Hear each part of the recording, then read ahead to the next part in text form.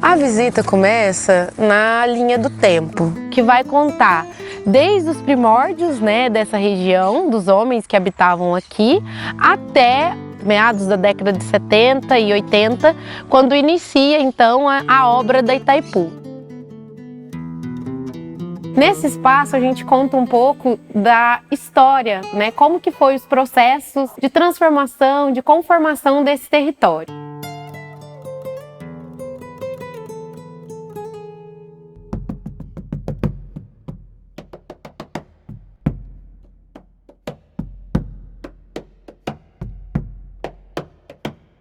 Aqui a gente tem a representação do que seria um homem utilizando a técnica para transformar a pedra em uma ferramenta, né? Um artefato lítico, no caso.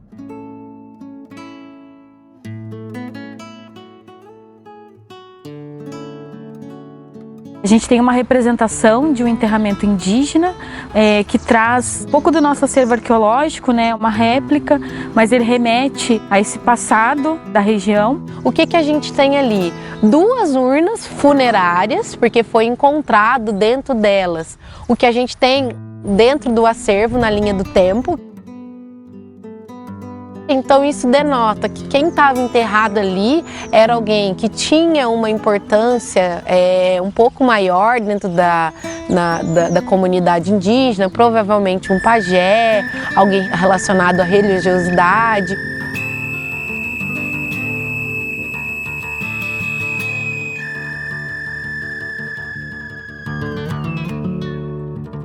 Existiam outros grupos indígenas, né, mas a presença mais forte nesse território é dos indígenas guaranis. Aqui a gente tem a tradição oral, de passar o conhecimento para gerações mais novas, que é uma indígena mais velha, conversando, dialogando e ensinando, né, para uma indígena mais nova a técnica de rolete, que é a técnica utilizada para a produção de cerâmica.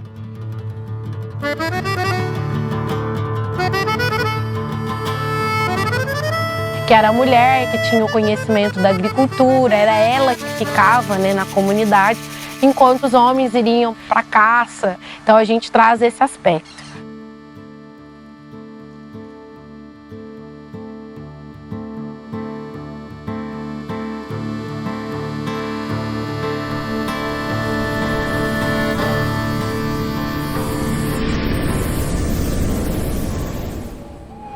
O som que a gente ouve significa que o que estava sendo utilizado para estabelecer, né, esse contato era a música, porque os indígenas não falavam espanhol, então a maneira, né, mais fácil nesse primeiro momento era através do canto.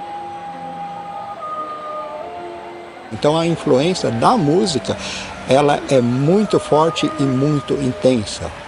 Ou seja, palavras convencem. Mas o exemplo e a melodia, o que entra no ouvido, desce a alma, isso exerce uma influência, tem um peso muito maior.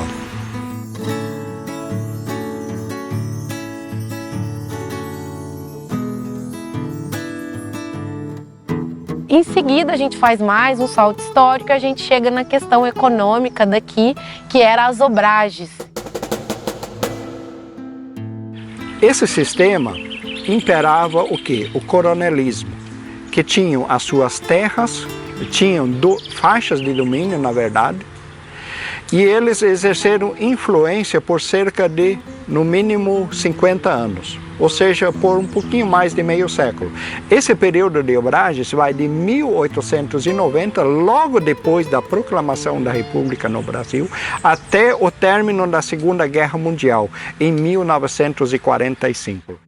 Era feito o desmatamento, né, da barranca do rio, eram retirado, né, a madeira, aproveitado a madeira e usado para plantar, em sua maioria, erva mate.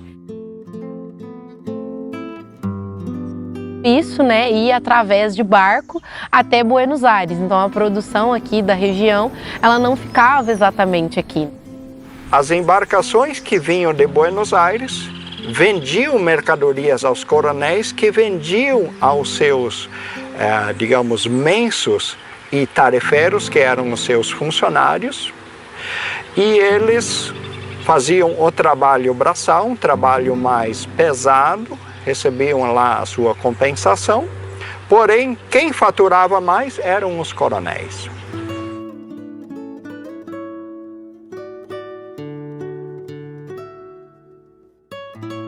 E nós temos algumas peças que lembram a nossa colonização, do tempo da ocupação do oeste do Paraná.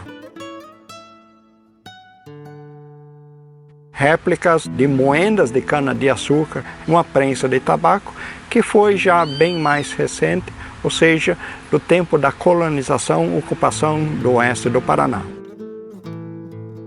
Vêm famílias, então, bastante numerosas, e quanto mais filhos para trabalhar, principalmente homens, mais bem-sucedido era o patriarca, ou o pai de família.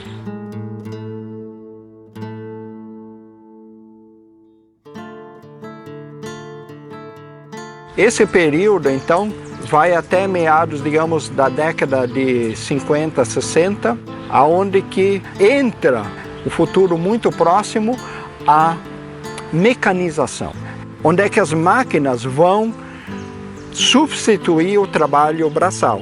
Uma máquina faz o trabalho de muitas pessoas. Num curto período de tempo, onde hoje existem 29 municípios, existiam 4, que era Foz, Cascavel, Toledo e Guaíra. Então essa região passou por uma transformação bastante rápida, com um povoamento também bastante rápido. Sempre houve um virar de página, sempre houve um divisor de águas, ou seja, uma nova fase, uma nova era começa. Uma nova dispensação começa, um período de tempo, e assim nós entramos na década de 70 com a construção da Itaipu Binacional. Tenta imaginar que no início da década de 70 nós temos a cidade de Foz do Iguaçu com cerca de 30 a 33 mil habitantes. Porém, com a chegada dos trabalhadores, em 10 anos a cidade foi para mais de 100 mil habitantes.